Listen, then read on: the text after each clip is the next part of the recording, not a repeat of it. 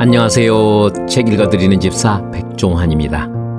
오늘은 함께 웃는 재단이 추천해 주신 함께 웃는 시리즈 7번 자폐 영유아와 함께 놀이하며 성장하기입니다.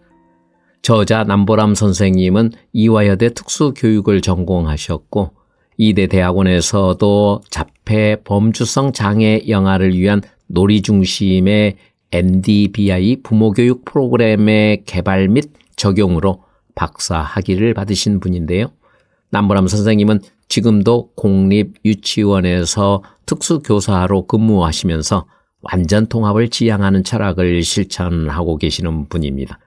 서울대 소아청소년정신과 특수교육 주임 교사인 윤선아 선생님은 자폐 영유아는 자꾸 늘어난다고 하는데 부모님들은 여전히 내 아이가 자폐 진단을 받아도 무엇을 어디서부터 시작해야 할지 어렵다고 합니다.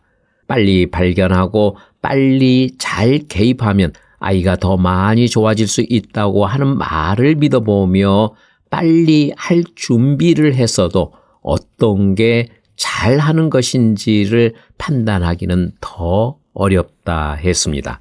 사실 어떤 교육이나 프로그램의 효과를 입증하는 것은 전문가가 고민하고 책임져야 할 몫인데 우리 부모님들은 신뢰할 수 있고 효과가 입증된 방법들을 찾는 것부터 시작해야 하고요. 그런데 이 책은 자폐성 장애를 지금 막 진단받은 부모님들을 위한 생활 속 가이드로 어떻게 해야 할지 모르는 부모님들이 읽으시면 정말 많은 도움이 될 것이라 했습니다. 그래서 이 책의 제1부가 어서 오세요 자폐라는 세계라는 챕터입니다. 그럼 책집사 백종환이 여러분을 자폐의 세계로 안내해 드리겠습니다. 자폐 바로 알기. 자폐라는 단어를 들으면 어떤 느낌이 드나요? 어쩐지 어디에 갇힌 것 같은 느낌이라면 단어의 뜻을 잘 이해하고 있는 것입니다. 자폐는 셀프라는 뜻의 그리스어 오토스에서 따온 오티즘을 번역한 말로 한자로는 스스로 자에 닫힌 패자를 씁니다. 그래서 자폐는 스스로 갇혔다라는 의미로 다른 사람과 소통하기 어려운 특징을 나타냅니다. 그렇다면 정말 자폐 아이는 스스로 다른 사람과 소통하기를 거부하는 걸까요? 전혀 그렇지 않습니다. 자폐는 다른 사람과 소통하기를 거부하지 않습니다. 자폐 아이도 다른 사람과 소통하고 관계를 맺고 싶어 합니다. 다만 자연스럽게 소통하는 방법을 알기 어려울 뿐입니다. 그렇기 때문에 적절한 도움이 있으면 충분히 의미 있는 관계를 맺으며 살아갈 수 있습니다. 단어가 주는 무거움 때문에 우리는 오랜 시간 자폐를 오해했습니다. 원인을 알지 못하고 오해가 확산되다 보니 자폐라는 장애를 더욱 두려워하게 되었고 소통하는 법을 잘 몰라 사회 속에서 함께 살아가는 데에 어려움을 겪었습니다. 하지만 많은 연구 끝에 자폐는 스스로 닫는 것이 아니며 다만 조금 다른 방식으로 세상과 소통한다는 것을 알게 되었습니다. 요즘에는 자폐를 뇌신경 발달의 차이로 발생하는 다양성으로 보는 신경 다양성 관점의 인식도 늘고 있습니다. 자폐를 의학적으로만 접근할 것이 아니라 함께 살아가는 사회를 구성하는 다양한 삶의 모습 중 하나로 이해하는 사회적 접근의 중요성이 커진 것입니다. 의학적으로 자폐는 다른 사람과 상호작용하고 소통하고 행동하는 방식에 영향을 미치는 신경 발달상의 장애입니다. 자폐는 모든 연령대에서 진단할 수 있지만 일반적으로 생후 첫 2년 안에 증상이 나타나기 때문에 발달 장애라고 합니다. 현재 의학에서 자폐를 진단하는 데 가장 널리 사용하는 미국 정신과 협의회 정신장애 진단 및 통계 매뉴얼에서는 오티즘 스펙트럼 디스오더 ASD라고 부르며 이 일을 우리나라에서는 자폐 범주성 장애 또는 자폐 스펙트럼 장애로 번역합니다. 정신장애 진단 및 통계 매뉴얼에 따르면 다른 사람과의 의사소통과 상호작용의 어려움, 제한된 관심사와 반복적인 행동으로 인해 학교, 직장 및 기타 생활 영역에서 기능하는 능력에 영향을 미치는 증상을 생애 초기에 보일 때 자폐 범주성 장애라고 진단합니다. 그런데 이 증상은 사람마다 나타나는 모습이 매우 다양합니다. 누군가는 전혀 말을 하지 못하고 누군가는 말은 잘하는데 다른 사람과의 관계 맺는 것을 어려워합니다. 즉, 자폐는 전형적인 형태의 행동 특징이라든가 표준 유형이 없으며 사람마다 경험하는 증상의 유형과 심각도에 큰 차이가 있기 때문에 스펙트럼 또는 범주성이라는 용어를 사용합니다. 과거에는 발달 전반에 어려움이 있다는 의미로 전반적 발달장애라고 부르기도 하였고 또 전반적 발달장애를 자폐성 장애, 레트 증후군, 아스퍼거 증후군, 달리 분류되지 않는 전반적 발달장애 4가지로 나누어 진단하기도 하였습니다. 아직도 임상 현장에서는 언어 발달이 또래와 비슷하면서 자폐의 특징을 보일 경우 아스퍼거 증후군이라는 진단명을 사용하기도 하지만 자폐 범주성 장애에 해당한다고 이해하면 됩니다. 자폐는 아동이 보이는 행동에 바탕을 두고 진단을 내리기 때문에 진단하는 의사에 따라 편차를 보일 수 있습니다. 그 때문인지 아직도 36개월 이전에는 자폐라고 진단을 내릴 수 없다는 전문가가 많이 있고 또 아이의 자폐 초기 사인을 빨리 발견했음에도 불구하고 아이가 더 크길 기다리는 경우도 많습니다. 이러한 이유로 아이는 만 4세, 5세가 될 때까지 진단을 받지 못하게 될 수 있고 그러면 초기에 집중적으로 개입할 수 있는 골든타임을 놓치게 됩니다. 가장 안타까운 부분입니다. 하지만 최근 연구에 따르면 자폐는 14개월이면 안정적으로 진단할 수 있습니다. 자폐의 초기 징후를 발견한다면 가능한 한 즉시 진단을 받고 조기 개입을 시작해야 합니다. 자폐의 초기 증상. 다음은 미국 국립보건원에서 안내한 자폐의 초기 징후의 증상입니다. 자폐가 있는 모든 사람이 아래의 모든 행동을 하는 것은 아니지만 대부분 이와 비슷한 모습을 보입니다. 사회 의사소통 및 상호작용 행동. 하나, 눈맞춤이 적거나 일괄성이 없다. 하나, 말하는 사람을 보지 않거나 듣지 않는 것처럼 보인다. 하나, 다른 사람에게 어떤 것을 가리키거나 보여주기 등으로 사물이나 활동에 대한 관심, 감정 또는 즐거움을 자주 공유하지 않는다. 하나, 다른 사람이 이름을 부르거나 관심을 끌었을 때 반응하지 않거나 느리게 반응한다. 하나, 대화를 주고받기 어렵다. 하나, 다른 사람이 관심 없어 하는 것을 알아차리지 못하고 좋아하는 주제에 대해 길게 이야기하거나 대답할 기회를 주지 않는다. 하나, 말할 때 어색한 표정, 움직임, 제스처를 사용한다. 하나, 말할 때 노래하는 것 같거나 단조롭고 노복 같은 특이한 톤으로 말한다. 하나, 다른 사람의 관점을 이해하지 못하거나 다른 사람의 행동을 예측하거나 이해할 수 없다. 하나, 사회적 상황에 맞게 행동을 조절하기 어렵다. 하나, 상상력이 풍부한 놀이를 하거나 친구를 사귀기 어렵다. 제한적이고 반복적인 행동. 하나, 특정 행동을 반복하거나 단어나 문구를 반복하는 것 같은 평범하지 않는 행동을 한다. 하나, 특정 주제에 대해 지속적이고 강렬한 관심을 보인다. 하나, 움직이는 물체나 사물의 일부 등에 과도한 관심을 보인다. 하나, 일상생활에서 약간의 변화를 견디지 못하고 전이 상황을 힘들어한다. 하나, 다른 사람에 비해 감각, 자극에 대해 심하게 민감하거나 심하게 둔감하게 반응한다. 아이의 행동이 위에 나온 자폐의 일반적인 징후, 증상과 비슷하다면 지금 즉시 전문가를 찾아가길 권한다. 자폐의 강점으로 드러난 특성들도 있습니다. 자폐로 인해 가질 수 있는 강점. 하나, 어떤 것에 대해 자세히 배울 수 있고 오랫동안 기억할 수 있다. 하나, 강력한 시각 및 청각 학습자이다. 하나, 수학, 과학, 음악, 미술에서 뛰어나다. 자폐를 둘러싼 오해와 진실. 자폐는 다른 장애와 달리 많은 오해가 있습니다. 그 이유는 첫째, 자폐라는 진단을 받은 사람들의 모습이 매우 다양하기 때문입니다.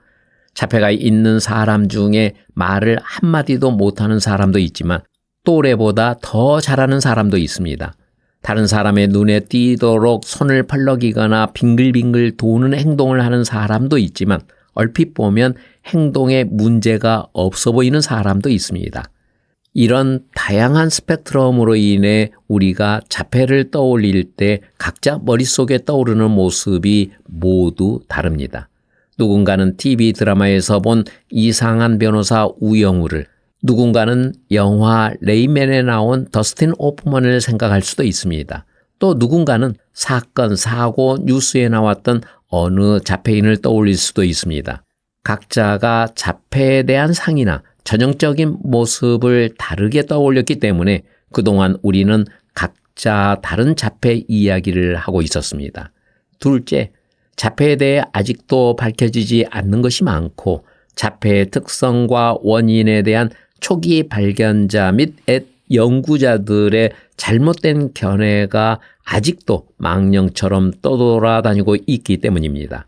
이후에 많은 연구를 통해 자폐에 대해 정확하게 밝혀진 내용이 많음에도 불구하고 여전히 잘못된 정보가 인터넷에 버젓이 돌아다니고 있습니다.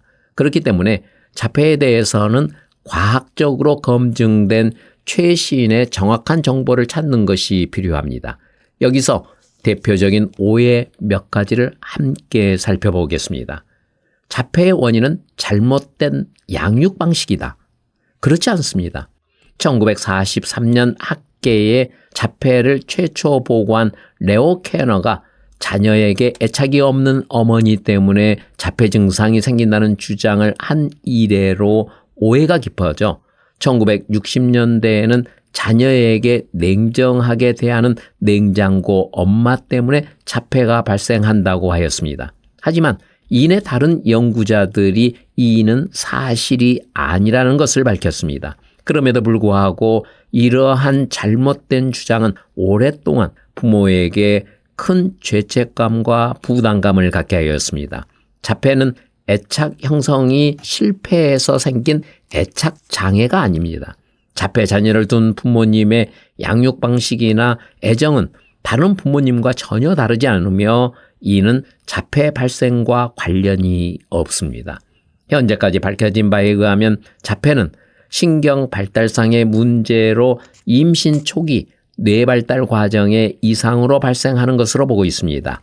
그 중에서도 유전적인 영향이 가장 클 것으로 예상합니다. 하지만 유전적인 원인이라는 것이 단순히 부모가 아이에게 자폐 유전자를 물려주었다고 해석하기보다는 어떤 이유로든 유전자에 문제가 생겨 정상적인 기능을 하지 못할 때 발생한다고 이해해야 합니다. 또한 엄마가 임신 중에 스트레스를 받아서 혹은 태교를 잘못해서 자폐가 생긴다는 주장은 어디에도 명확한 근거가 없습니다. 대표적인 오해, 자폐의 원인은 백신 접종이다? 아닙니다. 한때 정상 발달을 하던 아이가 홍역, 볼거리, 풍진 백신을 맞은 다음 자폐 증상이 나타났다는 주장이 있었습니다.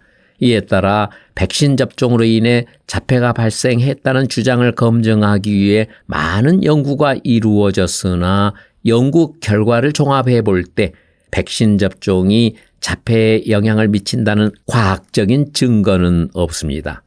MMR 접종 시기와 자폐 증상을 발견하는 시기가 비슷하고 자폐의 30% 정도가 첫 또래에서 18개월 무렵까지 정상 발달을 하다가 눈맞춤이나 언어 퇴행을 한다는 것을 고려하면 그런 오해를 할 수도 있겠다는 생각이 듭니다. 하지만 여러 역학 연구에 따르면 백신 접종과 자폐는 명확한 연관성이 없습니다.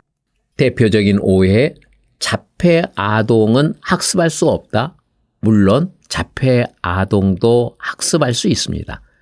자폐 아동을 대상으로 한 많은 중재 연구에서 자폐 아동이 인지, 언어, 사회 의사소통, 대소근육운동, 생활기술에 이르기까지 많은 기술을 학습하고 발달하는 것을 확인했습니다.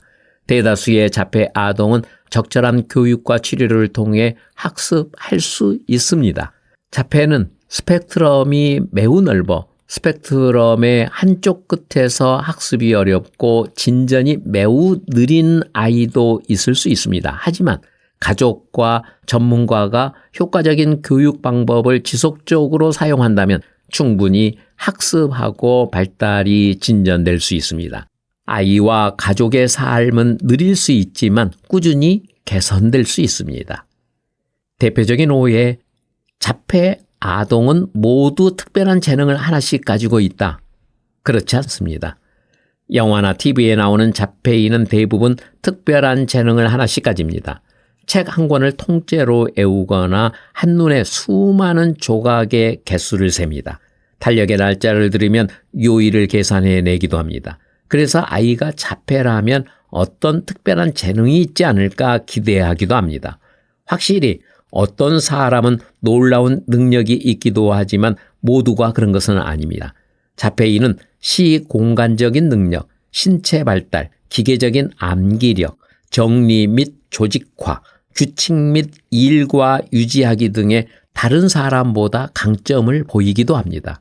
이러한 강점은 아이들이 세상을 탐색하고 살아가는 데 도움이 될 수 있습니다. 이 또한 다른 사람에 비해 상대적으로 그렇다는 것이지 모두 자폐인이 다 그렇다는 것은 아닙니다. 하지만 아이의 강점을 찾고 발견해 키우고 이 강점을 교육과 발달에 활용하는 것은 매우 필요합니다.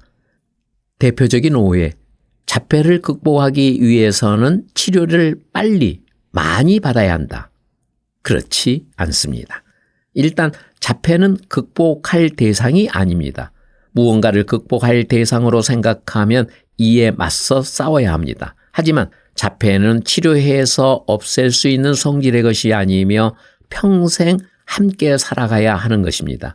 물론 최근 연구에 따르면 조기에 발견하여 집중적인 지원을 받은 경우 일부는 눈에 보이는 행동으로는 자폐 진단 기준을 벗어나거나 전형적인 발달을 하는 또래와 구별할 수 없게 되었다고 합니다. 하지만 이것은 자폐를 극복하는 것과는 다릅니다. 자폐 성향을 가지고 있는 채로 사회와 소통하며 어울려 살게 되는 것입니다. 또한 발견 즉시 개입하는 것은 정말 중요하지만 무조건 치료실에 매달리거나 많은 시간과 자원을 쏟는 것만이 능사는 아닙니다. 무엇보다 가장 중요한 것은 일상을 함께하는 부모가 아이에 대해 정확히 파악하고 아이에게 맞는 중재를 선택하는 것입니다. 자폐 아동을 위한 중재. 자폐를 검색하면 조기 개입, 중재, 치료, 교육 같은 단어들이 함께 붙어 나옵니다. 저도 앞에서 이러한 단어를 사용했습니다. 모두 다 자폐 아동의 증상을 개선하고 기능을 향상시키기 위한 어떤 노력을 말합니다. 그렇지만 각 용어는 목적에 따라 조금씩 다른 의미를 가집니다. 먼저 개입과 중재는 둘 다 영어로 번역하면 intervention이라는 말로 둘 사이에 와서 벤, 무언가를 하는 것을 말합니다. 전문가의 적절하고 효과적인 개입이 없으면 자폐 아동은 앞으로 성장 과정에서 다른 사람과의 소통과 학습, 일상생활의 어려움을 많이 겪게 될 것입니다. 장애를 발견한 즉시, 즉 영아 시기부터 전문가가 치료나 교육을 제공하면 앞으로 살아가면서 겪게 될 어려움을 줄이고 발달에 도움을 줄 수 있습니다. 개입은 주로 영아기의 아동을 지원할 때 사용하는 단어로, 특히 0세에서 2세 영아를 대상으로 장애가 발달에 나쁜 영향을 미치는 것을 줄이기 위해 이른 시기에 끼어드는 것을 조기 개입이라고 합니다. 개입이 0세에서 2세 영아에 한정해서 사용되는 용어라면, 중재는 모든 연령을 대상으로 한 교수의 의미로 폭넓게 쓰입니다. 자폐 아동이 한 사회의 구성원이자 독립적인 성인으로 자라도록 지원하기 위해서는 다양한 전문 분야의 통합적인 접근이 매우 중요하고 또 필요합니다. 자폐 아동의 증상을 완화시키고 학습을 돕는 다양한 치료도 필요하고, 때로는 약물의 도움이 필요하기도 합니다.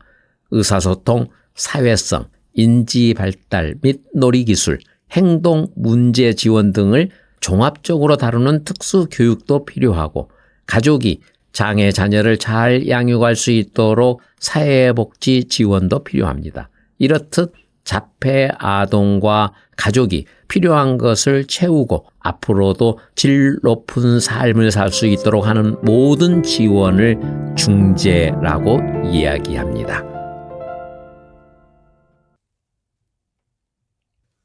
스펙트럼이 우리에게 알려주는 것.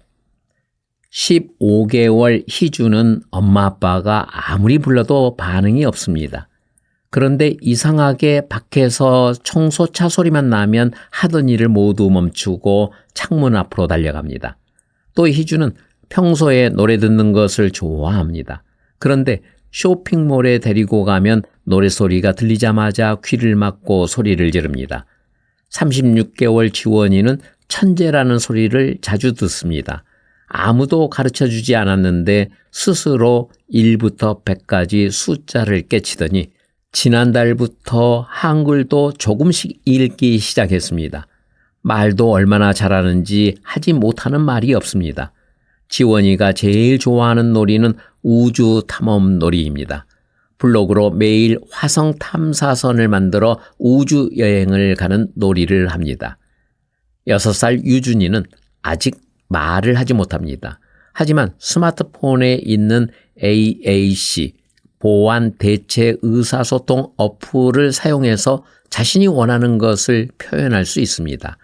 간식 먹고 싶을 때 과자 그림과 주세요 그림을 눌러서 과자 주세요라고 표현하고, 아빠의 도움이 필요할 땐 아빠와 도와주세요 그림을 눌러서 아빠 도와주세요라고 의사를 표현합니다.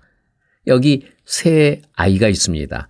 세 아이 모두 자폐로 진단받았습니다. 이 아이들의 공통점은 무엇일까요? 몇 번을 읽어봐도 이 아이들은 공통점보다 차이점이 더 많아 보입니다. 어떻게 이 아이들을 자폐라는 이름으로 한 집단으로 묶을 수 있을까요? 자폐를 자폐라 부르지 않고 자폐 범주성 장애라고 부르는 이유가 여기에 있습니다. 자폐는 핵심 증상이라 불리는 두 가지 특징, 즉 사회 의사소통의 어려움과 전형적이지 않는 행동을 제외하고는 다 다릅니다. 세 아이가 자폐로 진단받은 것은 셋 모두 사회 의사소통의 어려움과 전형적이지 않는 행동을 보였기 때문입니다. 그 외 다른 영역의 발달 수준은 매우 다양합니다. 인지, 언어, 감각, 운동, 특별한 관심 영역, 정서 조절, 즉 자신의 감정을 손상시키지 않으면서 상대방의 생각, 감정, 의도 등을 이해하여 융통성 있게 대처하는 능력, 그리고 일과에 대한 집착 등의 영역에서 공통적으로 보이는 특징은 그다지 없습니다. 이러한 스펙트럼을 이해하기 위해서는 새로운 눈이 필요합니다. 모니터의 그림을 함께 볼까요? 일반적으로 사람들이 생각하는 자폐 스펙트럼 모습은 위쪽과 같습니다. 자폐인은 모두 한 줄로 세워서 가장 심한 자폐부터 가장 경한 자폐까지 구분할 수 있다고 생각합니다. 그렇다면 세 아이 중 누가 심하고 누가 경할까요? 자폐의 실제 모습은 아래쪽과 같습니다. 스펙트럼은 하나의 선이 아니라 다양한 요소가 모인 방사형입니다. 다른 색은 각각 다른 특성을 나타냅니다. 동심원의 바깥으로 갈수록 증상이 심한 것이고 중앙으로 갈수록 증상이 약해지거나 어려움이 보이지 않는 것을 의미합니다. 스펙트럼은 한 줄의 선이 아닌 입체 퍼즐에 가깝습니다. 그렇기 때문에 어떤 한 가지 기준으로 경중을 나누는 것은 불가능합니다. 희주는 감각이 상당히 예민하고 정서 조절에 어려움이 있습니다. 하지만 운동 발달에 어려움이 없고 일과에 대한 집착이 거의 없습니다. 지원이는 인지 발달과 언어 발달에 어려움이 없지만 운동 발달이 느린 편입니다. 특별한 관심을 두는 분야가 있고 동일한 일과에 대한 집착이 강합니다. 유준이는 수용 언어, 듣기와 읽기, 이에 대비되는 표현 언어는 말하기와 쓰기와 같은 내용은 좋은 편이지만 말로 표현하는 것은 어렵습니다. 하지만 정서 조절의 어려움이나 일과에 대한 집착이 거의 없습니다. 이처럼 한 아이 안에서도 각 영역마다 차이가 있습니다. 일반적으로 많은 사람들이 경도 자폐라고 부르는 경우는 인지 및 언어 발달에 있어 어려움이 적은 편이기는 하지만 그렇다고 감각이나 정서 조절에 어려움이 없다는 것을 의미하지는 않습니다. 마찬가지로 중도 자폐라고 부르는 경우도 인지 및 언어 발달의 지체가 큰 편이긴 하지만 그것이 운동 발달의 지체까지 의미하는 것은 아닙니다. 자폐인은 한 사람 한 사람 다 다르고 한 사람 안에서도 발달 영역마다 다르고 심지어는 한 발달 영역 안에서도 다양한 스펙트럼이 존재합니다. 이렇게 다양하다니 익숙한 느낌이 들지 않나요? 사실 모든 사람이 그렇습니다. 저는 어릴 때부터 공부는 꽤 잘하는 편이었지만 운동은 정말 못했습니다. 여전히 손으로 하는 모든 것은 다 잘하지 못하는 편입니다. 음악 듣는 것은 좋아하지만 큰 소리 나는 것은 싫어합니다. 외식할 때면 늘 먹던 것만 먹고 사람 얼굴을 잘 기억하지 못합니다. 그렇지만 친구들의 전화번호는 기가 막히게 잘 기억합니다. 우리가 전형적이다, 일반적이다, 보통이다라고 말하는 대다수 사람도 모든 면에서 다 잘하거나 다 못하지 않습니다. 한 개인 안에서도 잘하는 것이 있고 못하는 것이 있습니다. 다양한 스펙트럼을 보이는 것입니다. 토드 로즈는 평균의 종말에서 평균이라는 것은 허상이며 평균적인 재능, 평균적인 지능, 평균적인 성격 같은 것은 없다고 하였습니다. 자폐인도 마찬가지입니다. 스펙트럼은 우리에게 자폐가 있는 모든 사람이 하나로 규정할 수 없는 다 다른 사람이라는 것을 알려줍니다. 자폐인이라는 것이 그 사람의 모든 것을 다 설명할 수 없습니다. 자폐인은 우리와 똑같지만 그저 자폐 특성이 있는 것뿐입니다. 하지만 우리는 똑같은 사람이라는 것은 쉽게 잊어버리고 자폐라는 특성에만 집착하기 쉽습니다. 폴라 쿨루스는 당신이 만약 자폐인 한 명을 안다면 당신은 한 사람의 자폐인을 아는 것이다 라고 했습니다. 자폐인은 모두 서로 다르고 또 각자의 방식으로 특별합니다. 사실 자폐가 아니라도 우리는 모두 다르고 각자의 특성이 있습니다. 자폐를 이해한다는 것, 자폐 아이를 이해한다는 것은 바로 여기에서 출발합니다. 우리 대부분은 누구나 어느 정도 자폐적인 모습을 가지고 있다. 로나 윙. 기적의 완치법은 있을까? 자폐는 완치할 수 있는 질병일까요? 자폐는 많은 연구가 이루어지고 있지만 여전히 베일에 쌓여 있습니다. 자폐와 관련 있는 유전자가 발견되고 있고 자폐 아동의 여러 특징이 발견되고 있지만 아직 자폐의 모든 것을 설명하기엔 부족합니다. 자폐는 현재로서는 완치할 수 있는 질병이 아닙니다. 자폐는 한 가지 원인에 의해 나타나는 한 가지 증상이 아닙니다. 자폐는 다양한 원인에 의해 사람마다 그리고 한 사람 안에서도 발달 영역마다 다양한 증상과 차이를 보이는 장애입니다. 그래서 우리는 자폐 아동에게 일상생활 기능을 높이고 삶의 질을 방해하는 증상을 완화하는 것을 목적으로 중재를 합니다. 중재는 자폐 아동이 다른 사람과 관계를 맺고 함께 어울려 지내며 세상을 배워가고 일상생활을 할 수 있도록 능력을 향상시키는 데 도움을 줍니다. 그런데 소셜미디어에서는 자폐 완치라는 말이 자주 눈에 띕니다. 자폐를 완치할 수 있다고 주장하는 사람들이 많이 있습니다. 책이나 인터넷 웹사이트, 유튜브에서도 어렵지 않게 찾을 수 있습니다. 들어가 보면 이름도 내용도 정말 그럴듯해 보입니다. 내 아이도 완치되었다 하는 간증 같은 글도 보입니다. 종류도 참 다양합니다. 또 이름도 마치 과학적으로 검증된 것처럼 씁니다. 글루텐프리, 카제인식의 제한, 뉴로피드백, TMS, 고압산소치료, 한약, 침술, 바이오피드백, 무발화치료. 자폐 치료를 검색하면서 몇 번쯤 접해본 단어일 것입니다. 이런 치료는 정말 효과가 있는 걸까요? 믿어도 되는 걸까요? 결론부터 이야기하자면 아닙니다.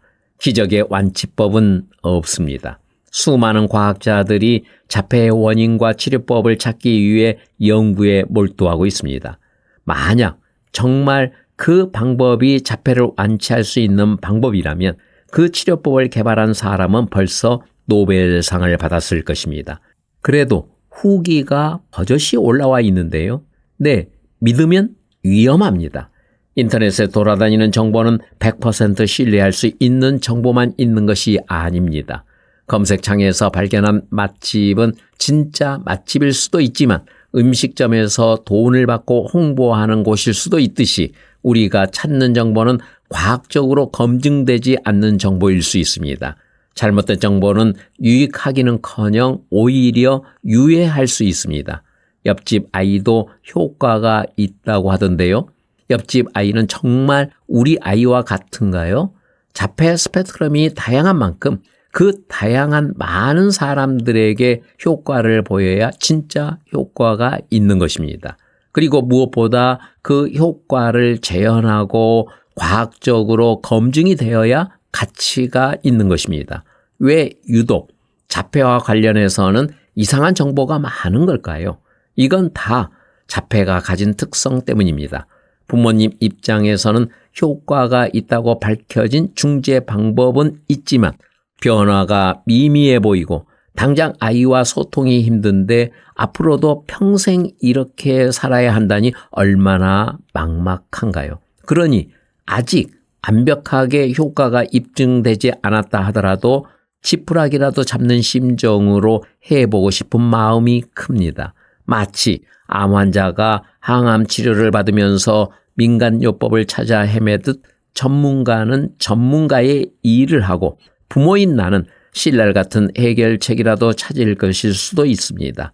어쩌면 아직 효과가 밝혀지지 않는 치료법이지만 우리 아이에게 효과가 있을지도 몰라 하는 막연하지만 간절한 마음이 앞서서일 수 있습니다. 하지만 기적의 완치법은 없을 뿐 아니라 검증되지 않는 치료를 하는 것은 도리어 해가 될 수 있습니다. 우리에게는 시간과 돈이 한정되어 있습니다. 만약 시간과 돈이 무한대로 있다면 해보고 싶은 치료를 한번 도전해 볼 수도 있겠습니다. 하지만 아이가 이 치료를 받기 위해 보내는 시간은 이미 임상적으로 효과가 있다고 밝혀진 방법을 사용하는 치료를 받는 데 써야 하는 시간입니다. 그리고 증명되지 않는 방법은 마치 숨겨둔 묘약처럼 더 비싸게 받기도 합니다. 무엇보다 비현실적인 완치에 대한 기대는 결국 좌절을 안겨줄 뿐입니다. 증거 기반의 실제, 자폐를 치료하기 위해 과학적으로 효과가 검증되지 않는 치료에 빠져드는 것은 비단 우리나라만의 일이 아닙니다. 오랜 기간 전 세계적으로 수없이 많은 사이비 치료가 성행했습니다. 모두가 과학적으로 증명할 수 없는 중재나 치료 방법으로 많은 사람을 현혹하며 각자의 치료 효과를 장담했습니다. 이 난무하는 사이비 치료 문제를 해결하기 위해 어떤 중재가 정말 효과적인지 확인하는 대규모 연구가 이루어졌습니다. 그 결과 실제로 많은 사람을 대상으로 체계적인 검증 절차를 통해 효과가 있다고 확인한 중재 방법이 추려졌습니다. 이렇게 효과가 있다고 밝혀진 과학적 증거가 있는 중재를 일컬어 증거 기반의 실제라고 합니다.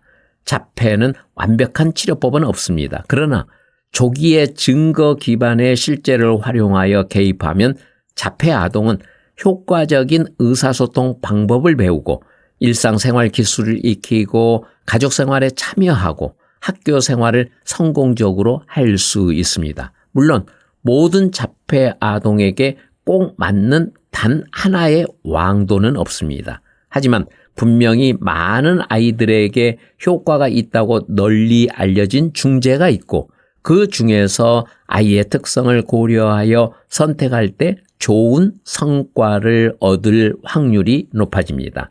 2015년 미국 자폐센터에서 발간한 국가 표준 프로젝트 2단계 보고서와 미국 국립자폐 증거 및 실제 정보기관에서 발간한 2020년도 증거 기반의 실제 보고서를 살펴보면 지금까지 나온 다양한 중재와 관련된 학수 논문을 각각 775편, 972편 분석해서 많은 연구를 통해 효과가 입증된 중재와 아직 연구 성과가 많이 쌓이지 않았거나 연구 참여자의 수가 충분히 많지 않아서 연구가 좀 더 필요한 중재, 효과가 있다고 말하기에는 과학적인 증거가 많이 부족하거나 때로는 나쁜 결과를 나오기도 해서 권장하지 않는 중재로 나누어 발표했습니다. 두 보고서에 나온 내용에 약간의 차이가 있지만 최신판을 기준으로 정리해보면 다음과 같습니다. 효과가 입증된 증거 기반의 실제, 행동 기반 중재, 인지 행동 교수 전략, 자연적 교수 전략, 부모 실행 중재, 또래 훈련, 자기 관리, 사회 상황 이야기, 사회성 기술 훈련, 보완 대체 의사소통, 운동과 움직임, 기능적 의사소통 훈련, 음악 매개 치료, 기술 기반의 교수 및 중재, 감각 통합, 언어 치료. 아직 연구가 좀 더 필요한 실제, 컴패스, 노출, 개인 중심 계획, 벌, 매트릭스 훈련, 아웃도어 어드벤처, 지각 운동, 체계적 전환 프로그램, 발달 관계 기반의 치료, 마사지 치료, 생각의 원리 훈련, 구조화된 교수, 사회 의사소통 중재, 시작하기 훈련, 권장하지 않는 실제, 동물 매개 치료, 청각 통합 훈련, 개념 지도, 촉진된 의사소통, 글루텐 프리, 카제인 프리 식단, 쇼크 치료, 사회성 인지 중재. 증거 기반의 실제가 아니라고 해서 무조건 나쁜 것만은 아닙니다. 지금 증거 기반의 실제로 분류된 중재 중에도 2015년 NAC 보고서에는 아직 연구가 좀 더 필요한 실제에 속했는데 2020년 NCAEP 보고에서 증거 기반의 실제로 인정된 중재도 있습니다. 하지만 그렇다고 권장하지 않는 실제를 증거 기반의 실제나 아직 연구가 좀 더 필요한 실제보다 먼저 하는 것은 옳지 않습니다. 물론 증거 기반의 실제라고 해서 당장 눈에 보이는 효과를 내놓는 것은 아니지만 영유아기부터 성인기인 만 22세까지 학업, 일상생활 기술, 문제행동, 인지, 의사소통, 공동관심, 정신건강, 대소근육, 놀이, 자기결정, 학교 준비, 사회성, 직업에 이르기까지 다양한 영역에서 효과를 입증한 중재입니다. 아이의 중재 계획을 세울 때 위의 내용을 꼭 참고하시기 바랍니다. 기적의 완치법은 없지만 자폐 자녀와 함께 하루하루를 즐겁게 보내는 일상의 기적은 가능하고 우리 눈앞에 있습니다. 다행히 우리는 현대 과학의 발전을 통해 자폐에 관해 하루하루 조금씩 더 알아가고 있습니다. 앞으로 우리가 살펴볼 NDBI는 다양한 증거 기반의 실제를 종합한 중재입니다. 특별히 영유아기에 꼭 필요한 일상생활 기술, 문제행동, 의사소통, 놀이, 사회성 발달에 효과가 있다고 알려진 다양한 증거 기반의 실제를 모아 아이의 놀이와 일상생활에 적용하는 중재 방법입니다.